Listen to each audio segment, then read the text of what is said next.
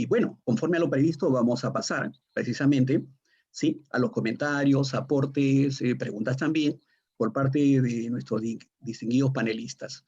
Y bueno, creo que vamos a darle la primera alternativa por aproximadamente 5 minutos, señores panelistas. ¿Ya? 5 minutos. Sabemos que es corto, solamente que en la medida en que vayamos manejando bien el tiempo van a haber también otras rondas posibles. Bien, dejamos entonces en el uso de la palabra a nuestro primer panelista, el doctor Augusto Mellado Méndez. Adelante, doctor Mellado, por favor. ¿Cuánto tiempo tengo? 5 minutos. 5 minutos. En 5 minutos vamos a salvar el mundo. ¿Ah? Bueno, yo quisiera comentar rápidamente y muy esquemáticamente la presentación que nos ha hecho Julio González. Primero, su metodología, que le he explicado muy bien, una metodología sistémica que hace uso de nuestra definición antigua de sistemas, que la ingeniería de sistemas tenía que estar preparada para resolver problemas complejos, apoyándose en una herramienta que era la computación electrónica y además haciendo uso de una serie de ciencias, etcétera, como la estadística, la investigación de operaciones y manejo de lo que es la teoría de conocimiento, etcétera, etcétera, etcétera, ¿no? Y yo creo que él ha enfocado bien su metodología.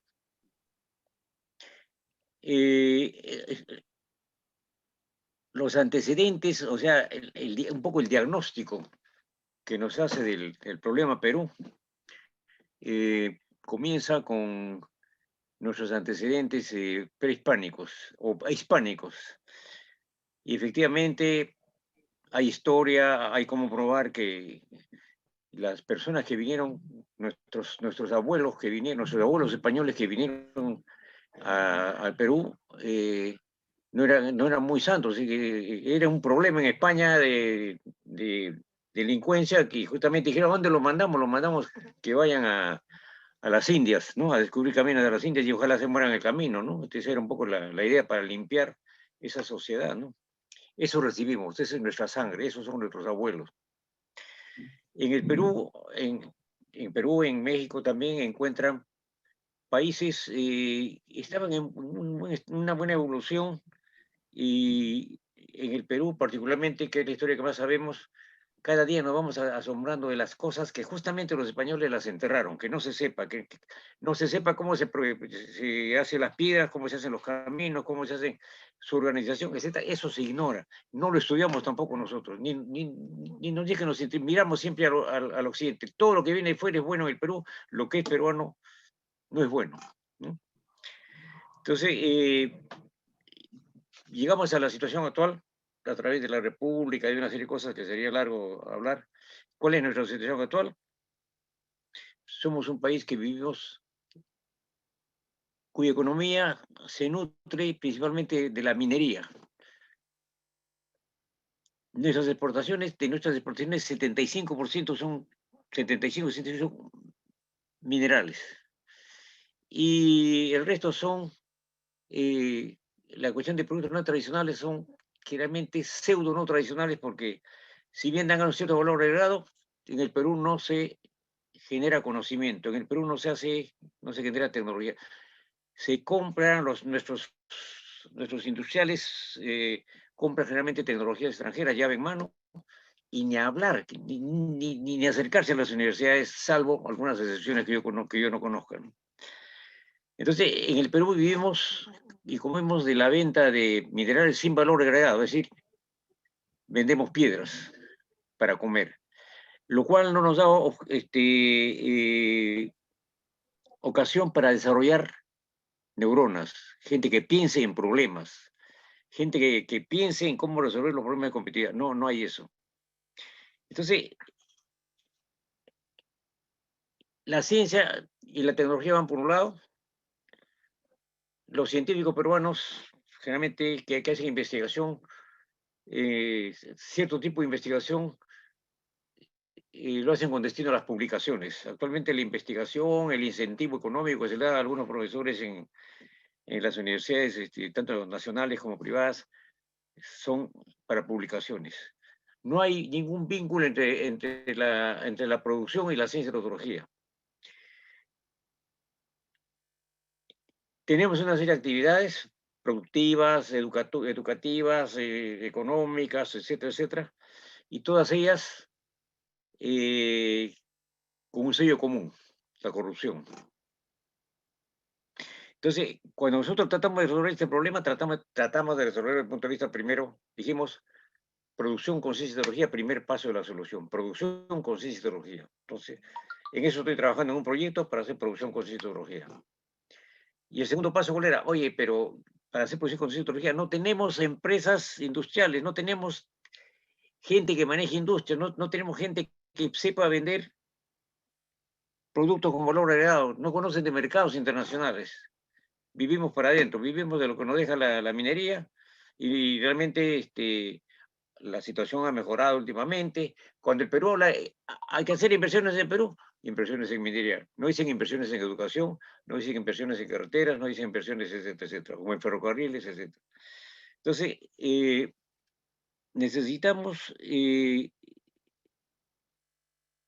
unir, desde el punto de vista de nuestra solución, unir producción, ciencia y tecnología, para poder dar valor agregado con tecnologías propias y usar nuestros recursos naturales que se los llevan miles de kilómetros, se hace el producto con valor agregado y nos pagan el precio que el mercado determina por nuestros productos, nuestros productos, nuestros recursos naturales, y cuando vuelven los productos con valor agregado, también ellos ponen los precios. O sea, nosotros ponemos los precios, nosotros no ponemos los precios ni de nuestros productos, nuestros recursos naturales, ni de los productos con valor agregado que nos venden. Siempre estamos en el lado de los perdedores.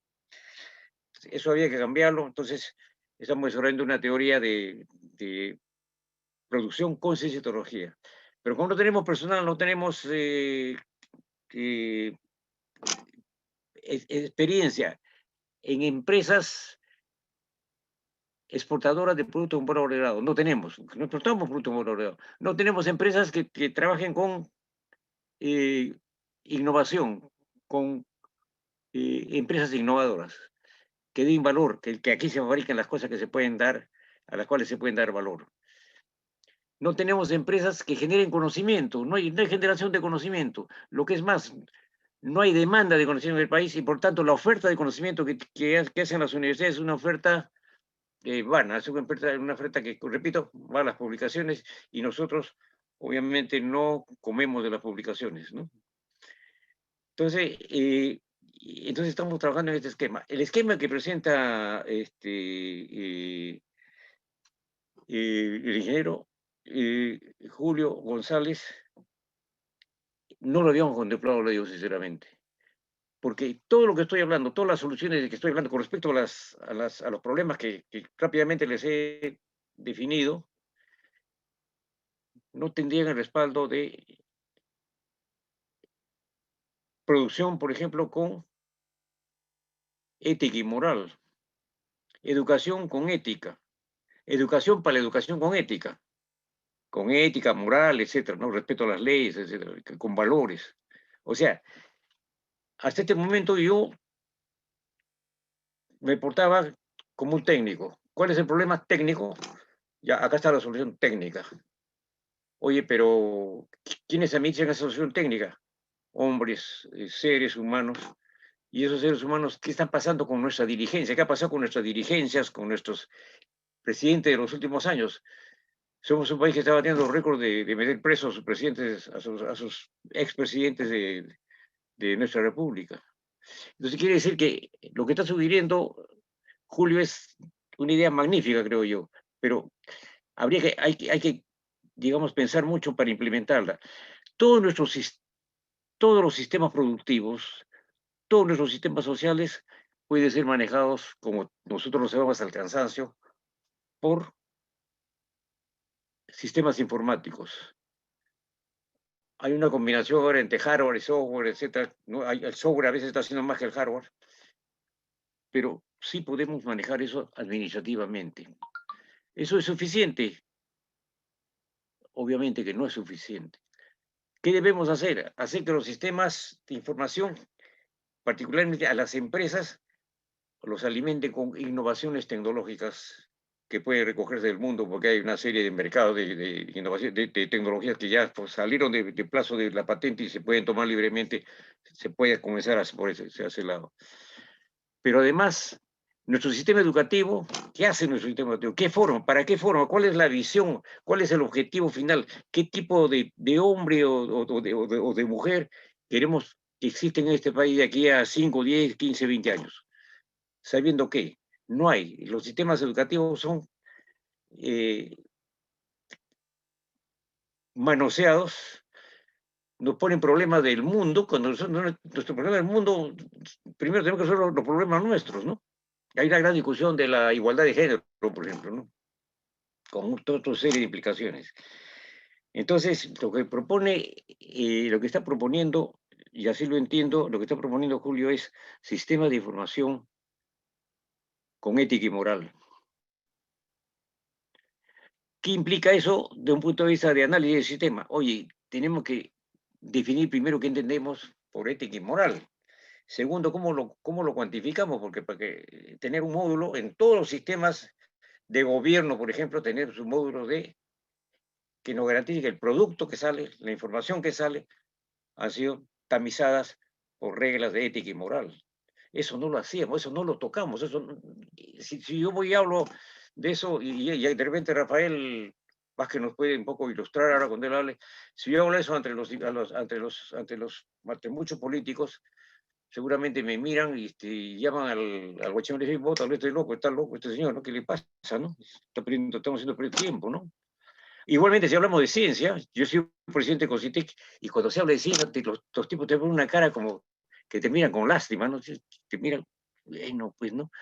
Y no se dan cuenta que la ciencia y tecnología ha potenciado muchos países como Corea del Sur, Taiwán, etcétera, ¿no? Europa mismo tiene cientos de partes industriales, científicos y tecnológicos que nosotros no lo podemos tener porque no somos países industrializados. Entonces, tenemos una serie de problemas. Pero sí que yo creo que deberíamos apoyar firmemente y quienes debemos apoyar mejor somos la gente que estamos en educación, somos las universidades. Yo creo que la FIS tiene que hacer esfuerzos para convertir esto en una regla. Primero investiguemos, primero hagamos un plan piloto, hagamos un piloto, veamos cómo funciona. Yo hice un sistema para la policía en la cual hicimos un repositorio de todas las pillerías de los ladrones, ¿no? Estaba todo cuantificado, te asaltaron, robaron, etcétera, etcétera, etcétera, etcétera.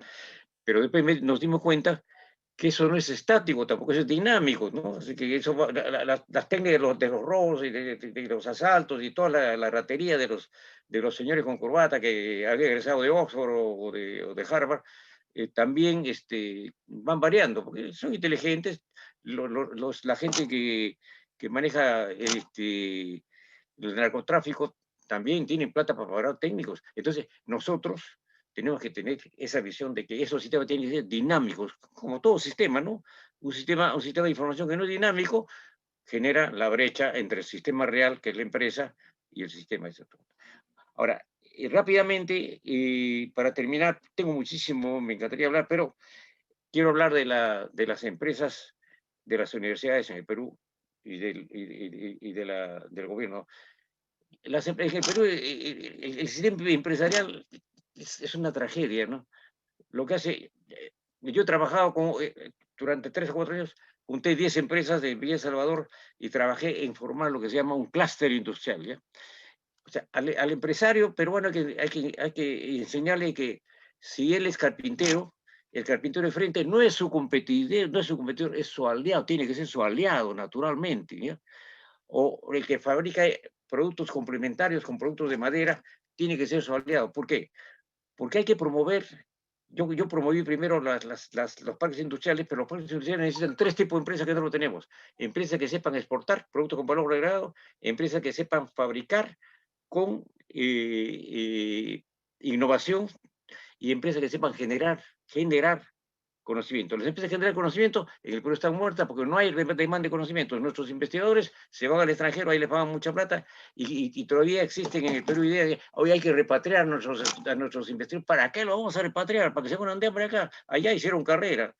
Entonces, tenemos que enseñarles a hacer clústeres, ¿no? O sea, una empresa chiquita es una empresa chiquita, dos empresas chiquitas ya son una empresa medianita, 5 empresas chiquitas ya son una empresa grande. Y yo tuve la visita de un exalumno nuestro, de repente ustedes lo conocen, que hace más de 20 años está en Estados Unidos, y cuando volvió, yo le dije, ¿en qué está trabajando? Fabrico aviones. Me dijo, ¿fabricas aviones? Digo, qué bien, oye. No, me explicó, mire, somos como 20 empresas chiquitas, cada una es especialista en una parte del avión, y nos unimos esfuerzos, y participamos en licitaciones, y agarramos trabajo para 2, 3 años, y vivimos muy bien. Entonces, tenemos Zuluaga, tenemos que promover las clústeres industriales, Zuluaga. ¿Ya? Igualmente, Dextre, tenemos que promover clústeres. Los clústeres industriales, ¿qué hacen? Productos que podemos exportar y que requieren innovación permanentemente porque compiten en los mercados internacionales. Y en los mercados internacionales hay la competitividad, y la competitividad te exige que tus productos que sean cada vez más baratos y de mejor calidad, y eso implica investigación, y es el trabajo para la investigación de las universidades. Yendo a las universidades, el futuro de las universidades ya no está en la enseñanza, el futuro de las universidades está en la generación de conocimiento, en la investigación, siempre y cuando tenga demanda, ya que la universidad genera la oferta de conocimiento. ¿Y cómo generamos la demanda? Promoviendo en las mismas universidades las empresas manufactureras e innovadoras, y promoviendo las empresas de base tecnológica, que son empresas que son grupos de investigadores en las universidades. Yo lo he visto, yo estoy en Inglaterra, he estado en Estados Unidos, y he estado en las universidades donde los grupos de investigadores, y en España lo mismo, los grupos de investigadores hacen en sus pequeñas empresas. Y en el Perú está sucediendo eso. En la Cayetano Heredia tiene como 40 pequeñas empresitas que investigan, y la Cayetano Heredia, según me dijo su rectora, no creo que me haya metido, el 30%, ella es privada, 30% de sus ingresos lo debe a la investigación. Entonces, universidades, investigar o morir. Las universidades que no investiguen, no para publicaciones, por favor. Por eso, la estrategia de la universidad tiene que ser generar conocimiento y generar empresas que consuman ese conocimiento y generar empresas que sepan exportar. Por eso estoy proponiendo al rector de la UNI crear una maestría en administración de empresas tecnológicas. Los administradores de empresas comunes y corrientes pueden administrar empresas de cualquier género, ¿no? Pero ya cuando entras a tecnología, son palabras que ellos a veces no manejan. Nosotros, los ingenieros, podemos convertirnos en empresarios de empresas tecnológicas, o sea, fabricantes de empresas, fabricantes de productos con nuestros productos, con nuestros recursos naturales, fabricantes de empresas con valor agregado. 2 puntos más para terminar. Uno, yo dejé 25 consejos regionales de tecnología funcionando, y esto lo que hacían era reunir a los empresarios, a las universidades y al gobierno regional para hablar sobre el futuro desarrollo de los países usando ciencia y tecnología, y con eso se desarrollaron lo que se llamaban las cátedras Concitec, y las cátedras Concitec eran becas, o sea, eran fondos que se daban por 3 años a las universidades, y se les daba también fondos para proyectos de investigación de interés para la región, y se daban becas integrales a los alumnos para que sean maestrías y doctorados. Hubieron 7 de esas cátedras Concitec, resultados, 10 PhDs a nivel internacional en Arequipa, que luego los ha contratado la Católica, y 4 o 5 PhDs a nivel internacional también en la Universidad de Piura. Entonces, eso tenemos que hacerlo. Y ya, mira, la enseñanza la hace cualquiera prácticamente, y algunos bien, otros mal, pero la investigación tiene, por eso, tenemos que ir con la estrategia de no solamente generar investigación y esperar que nos lo vengan a comprar, sino crear empresas que fabriquen con innovación, crear empresas que sepan exportar con valor agregado, y crear empresas que generen conocimiento, empresas de investigadores. Y ya, tengo mucho más, pero creo que ya me pasé el tiempo. Muchas gracias. Muchas gracias a usted, maestro Mellado. Usted ha pasado excesivamente el tiempo, pero qué gusto escucharlo de verdad.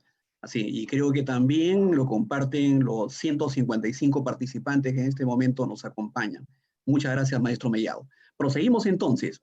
El ingeniero Luis Bullón Salazar, por favor, su palabra versada. Adelante, Lucho.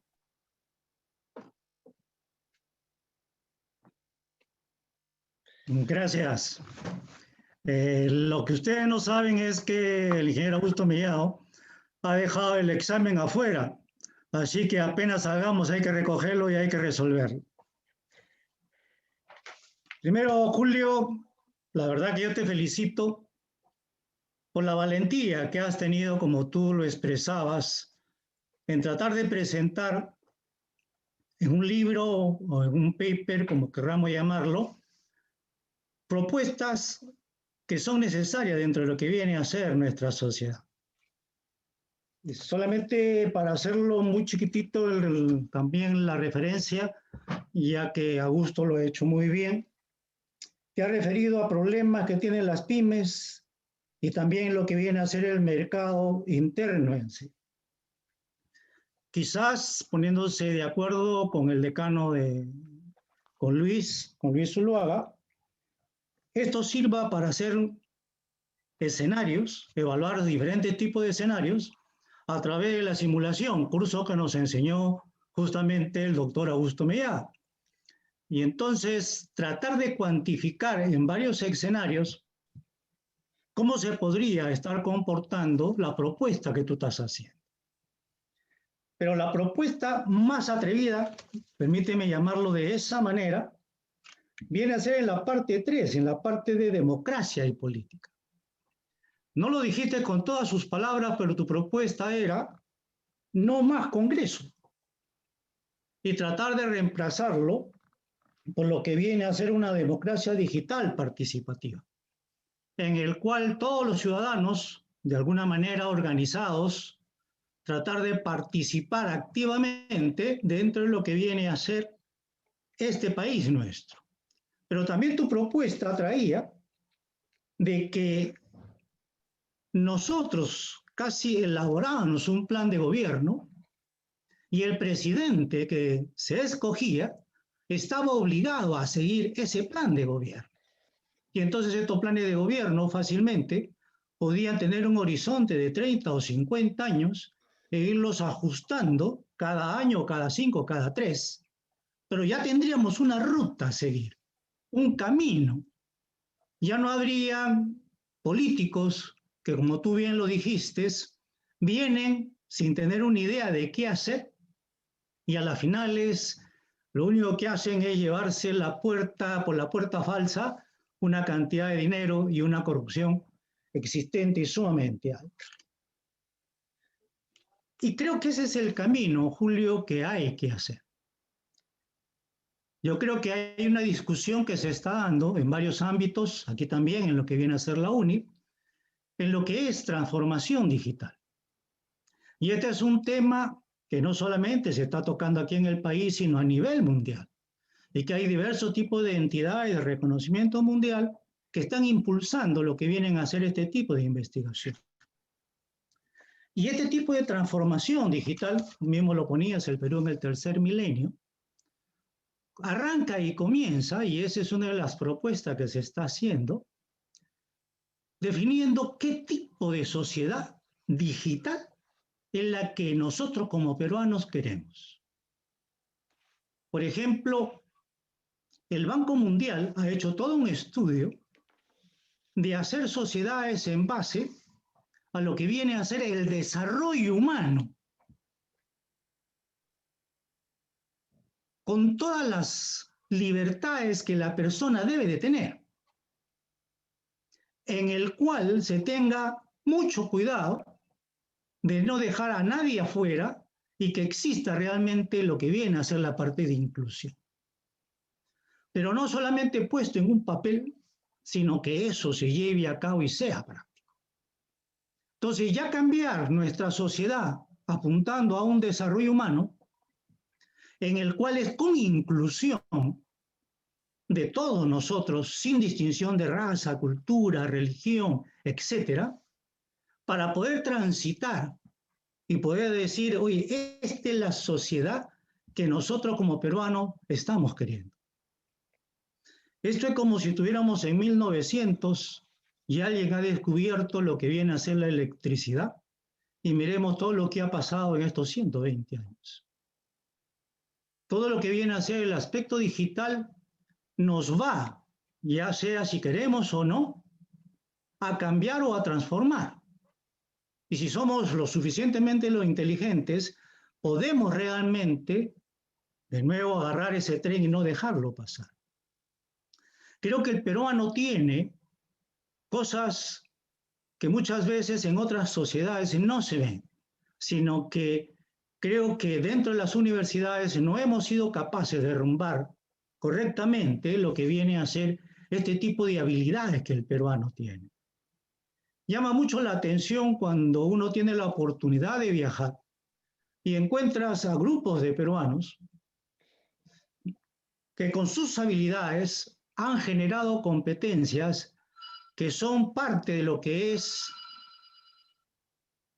la admiración de otras personas.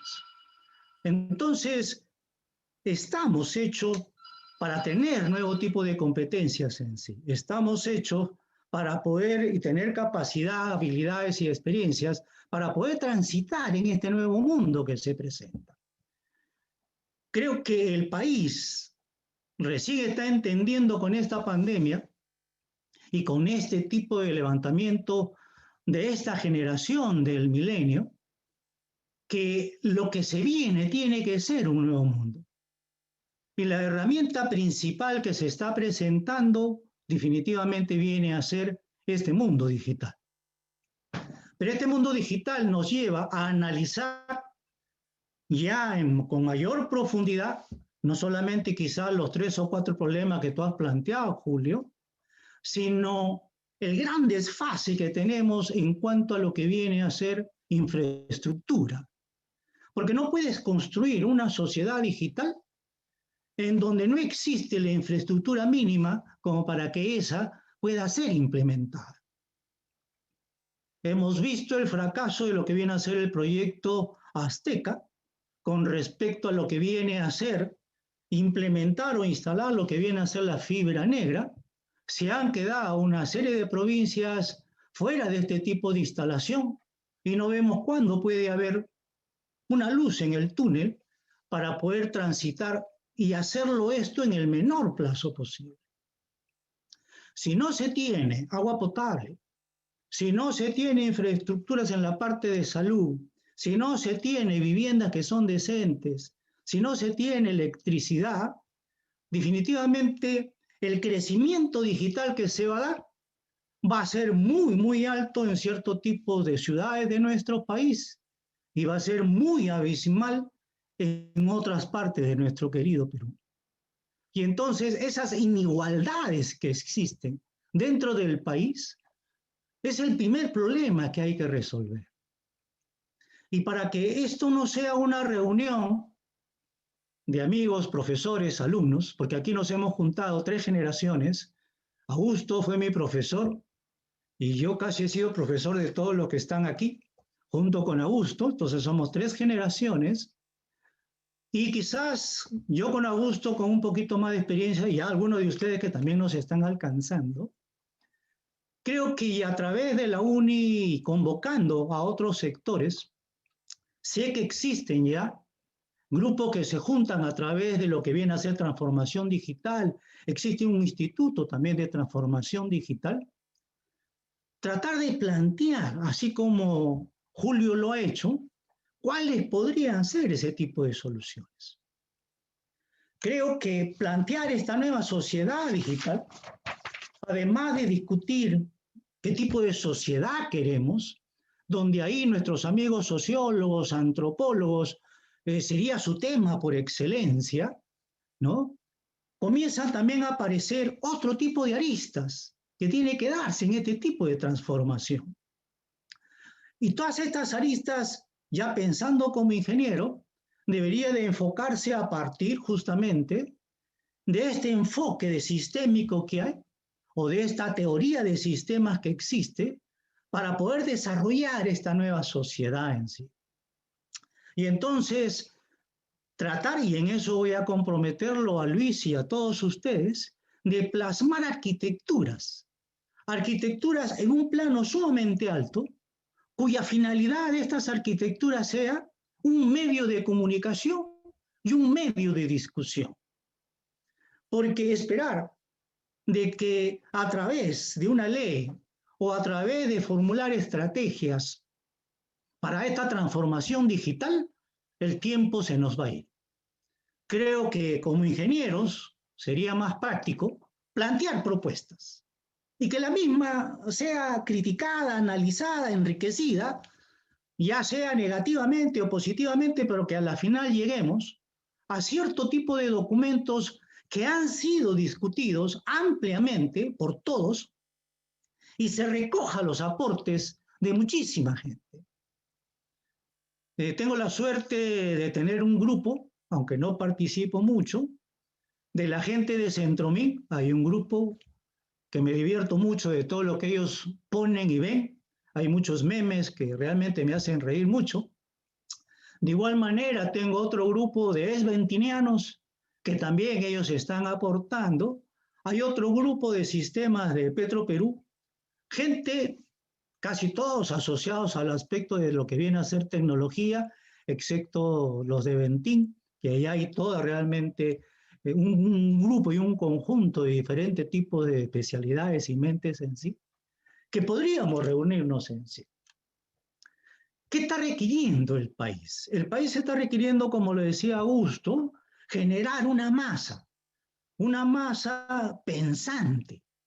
Me acuerdo de Venezuela en los años 80, con el dinero que ellos tenían, impulsaron mucho que los chicos salieran becados y que después regresaran a lo que viene a ser Venezuela para poderla impulsar.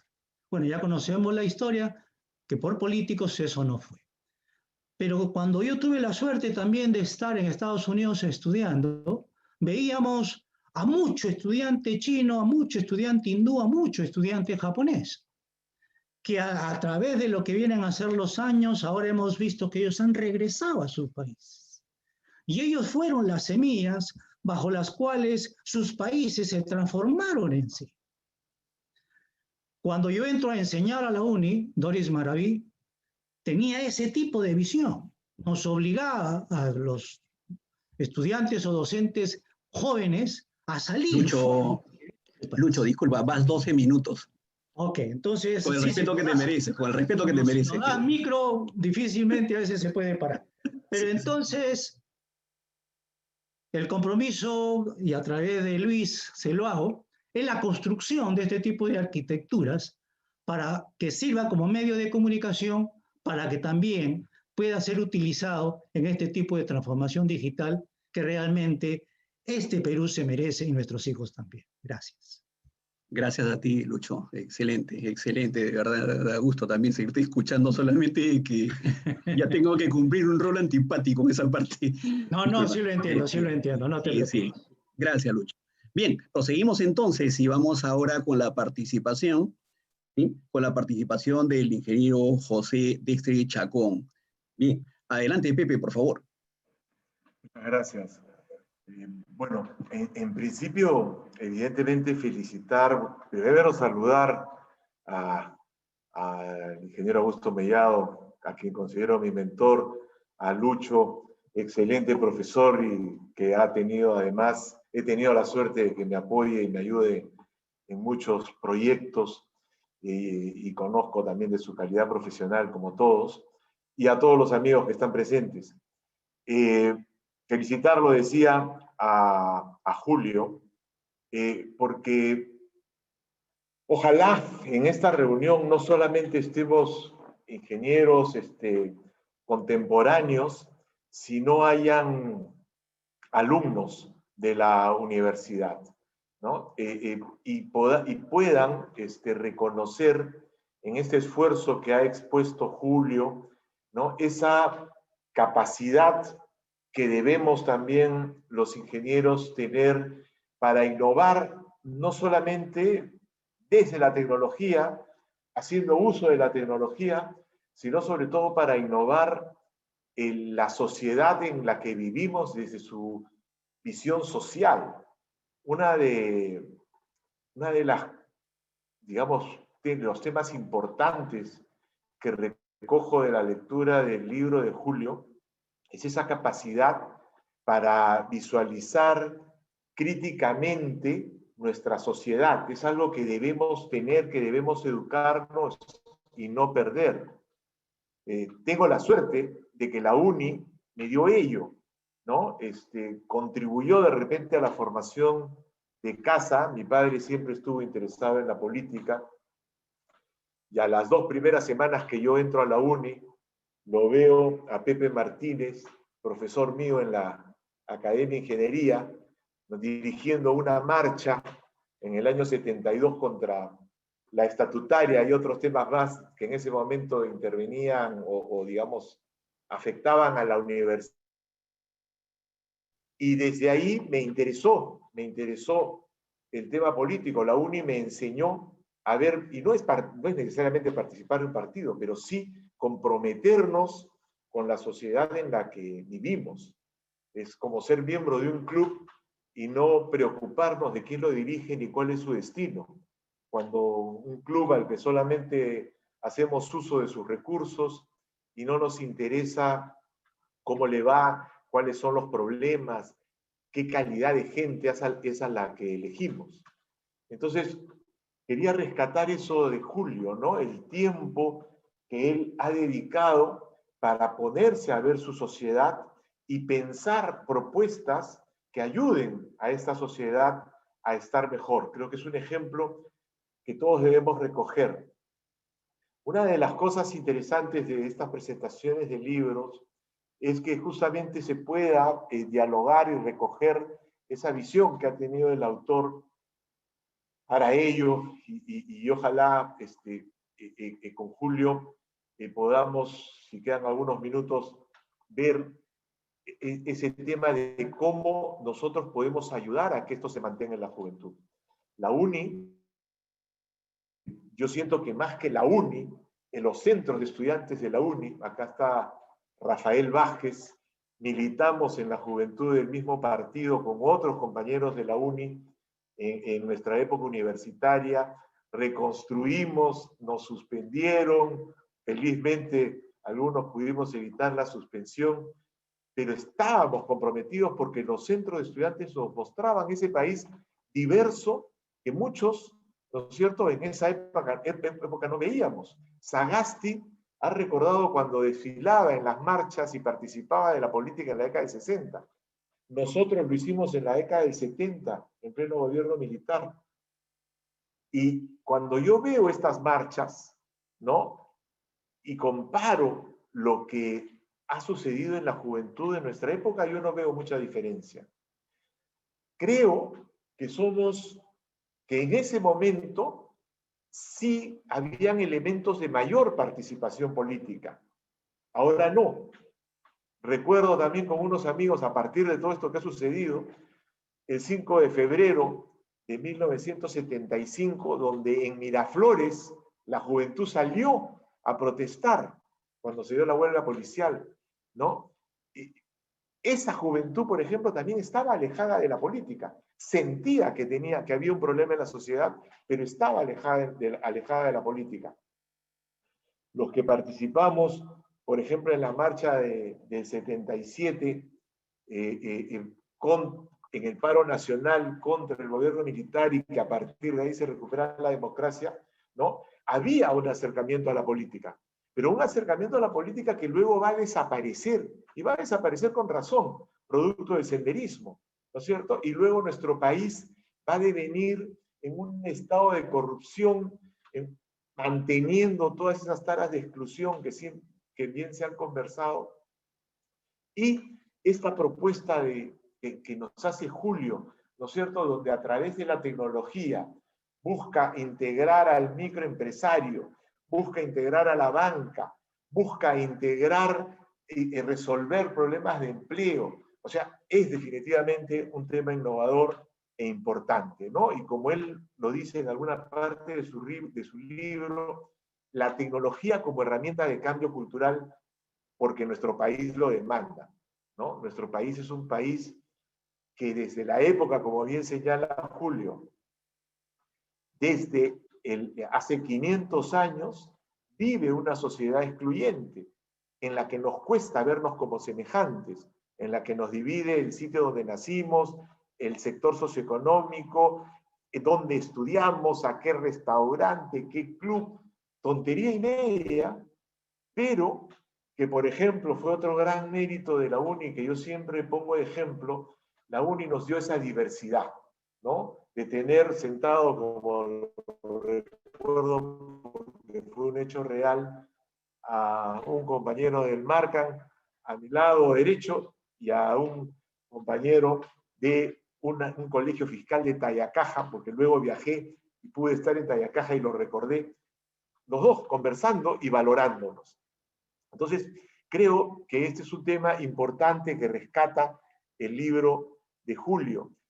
Julio también habla del tema educativo, ¿no? Y en el tema educativo también hay todo un tema innovador que, digamos, en principio se anticipó, ¿no es cierto? Porque efectivamente este libro, como él lo cuenta, tiene ya algunos años en que él ha estado metido en él. Y lo que hoy es este webinar, ¿no es cierto? Lo que son las APPs, las aplicaciones para el trabajo del profesor, él ya lo estaba planteando y evidentemente se ha dado un salto producto de la pandemia enorme, ¿no es cierto? Hemos saltado de una manera notoria en la curva en el uso de todas estas herramientas para la educación, ¿no? Pero esta lógica digamos, de usar la tecnología para generar, como él dice, ¿no? Mientras no sea cero el analfabetismo, ¿no es cierto? Ya es muy alto, ¿no? Entonces, me parece muy interesante esa preocupación y ese haberse podido anticipar en el uso de la tecnología. Igual, ¿no es cierto?, el señalamiento que hace a los docentes, a la problemática docente, ¿no? Yo ahí soy, digamos, aprendí a definirme como una persona humanista y liberal, ¿no? Creo que lo primero es el ser humano, más allá de los modelos económicos. Lo que aprendí fue que en el feudalismo, en el capitalismo, en el socialismo, ¿no es cierto?, siempre hubo un buen gobernante. Y en esos mismos sistemas, en el esclavismo, en el feudalismo, socialismo, capitalismo, si seguimos la lógica de Marx, siempre hubieron déspotas capitalistas, déspotas comunistas. Entonces, creo que es el ser humano. Y, ¿cómo se llama? Julio, ¿no?, señala este problema también de la docencia, ¿no? Y señala la insuficiencia que tiene el Estado. Y yo los invito a revisar el beca 18 como una alternativa. Estamos acostumbrados a que se subsidie, ¿no es cierto?, se subsidia la oferta, y en muchos países se subsidia la demanda. ¿Y por qué? Porque esto estimula una cultura de competencia, ¿no? Yo rescato eso también como otro valor de la UNI, y se lo he dicho varias veces a mi mentor Augusto, como cuando yo me quise trasladar de temas, él me puso los requerimientos y yo me puse el reto y logré el reto. Porque esas pequeñas cosas, esas exigencias que tienen los docentes, ¿no?, ese presionar, ese enseñar a que la gente trabaje bajo presión, es al final las cosas fundamentales. Pero mucho tampoco, ¿no? Otro elemento que me pareció súper interesante en el libro de Julio es el tema de las becas, ¿no? Digamos, es una propuesta que tiene temas importantes a mantener, ¿no es cierto? Yo estoy seguro que Julio no pretende que haya un Estado que nos va controlando todo, pero sí eso que él plantea de una manera positiva. Oye, tengamos pruebas permanentemente, consolidemos información, reconozcamos anticipadamente que estudiantes tienen esa capacidad intelectual y démosle una beca, ¿no? Me pareció un tema valioso, ¿no? La única parte que discrepo de todo su libro con Julio son unas pequeñas líneas en las que creo que esta lógica de la planificación, yo creo que no es válida. Yo creo que cada ser humano tiene el derecho de estudiar lo que quiera, por más que hayan un montón. Pero, más allá de eso, coincido totalmente con las apreciaciones de Julio. Y para ir cerrando el tema, ¿no? Esta situación de la participación política quería tocarla, ¿no? Porque efectivamente, como bien ha recogido Lucho, hay un tema innovador también ahí en esta posibilidad de que el ciudadano participe desde su computadora, ¿no? Participe en este webinar, y creo que igual, ¿no es cierto? Así como estamos en este webinar, él lo plantea, igual se anticipó Julito en el desarrollo de estas ideas, pero me parece que eso se sustenta en esa educación que tenemos que tener todos, de que democracia no es solo ir a poner un voto, que si yo no leo la Constitución, ¿no es cierto?, y nunca le he leído, ¿cómo planteo que se cambie? Que si yo no conozco determinada ley, ¿cómo planteo que se cambie? ¿No es cierto? Que no puedo leer titulares, que tengo que leer artículos editoriales, que tengo que leer revistas especializadas. Y nosotros todos los días nos encontramos con que las personas de nuestro país no leen, no participan en el tema político. El señor puede tener todo el dinero que quiera y decir, no, es que nuestro país está así porque esta gente, él forma parte de esa gente que no se vincula a la política. Lo que Julio plantea, por ejemplo, en Argentina en Argentina y en Uruguay existe el Partido de la Red, y el Partido de la Red está organizado en los medios digitales, ¿no? Pepe, Y 12 minutos, 12 minutos, sí, Pepe. gracias. Y los medios digitales son los que han ayudado a que se estructure este partido. Entonces, lo interesante es la participación ciudadana, y termino con este tema que Julio también plantea del cambio cultural y moral. No hay manera, ¿no es cierto? No hay manera si los docentes no nos preocupamos de ser exigentes, de enseñar con el ejemplo, ¿no es cierto? De construir esa ética y esa moral que evite tener personas que al llegar al poder lo que hacen es robar, que al llegar, no somos una sociedad diferente, también creo que lo dijo Julio al inicio, no somos una sociedad diferente. En todo el planeta, todos roban. Lo que pasa es que hay sociedades mejor organizadas para controlar ese vicio que tiene el ser humano, ¿no es cierto? Entonces uno está en un país desarrollado, o ahora va a Chile y ya no puede tirar un papel. Son normas. Yo voy al Callao y tengo que manejar, si manejo por la Tomás Valle, como si fuera en un país desarrollado. ¿Por qué? Porque no se puede ir a más de 60, porque si no me toman una foto. Entonces, hay disposiciones que tienen que acompañar a la formación cultural. Creo que cierro con eso, ¿no es cierto? La participación democrática y el desarrollo de una cultura moral son esta llamada de atención que Julio hace en su libro, y le deseo muchos éxitos y muchas felicitaciones por ese esfuerzo enorme que ha hecho. Muchas gracias. Muchas gracias, Pepe. La verdad es que no es fácil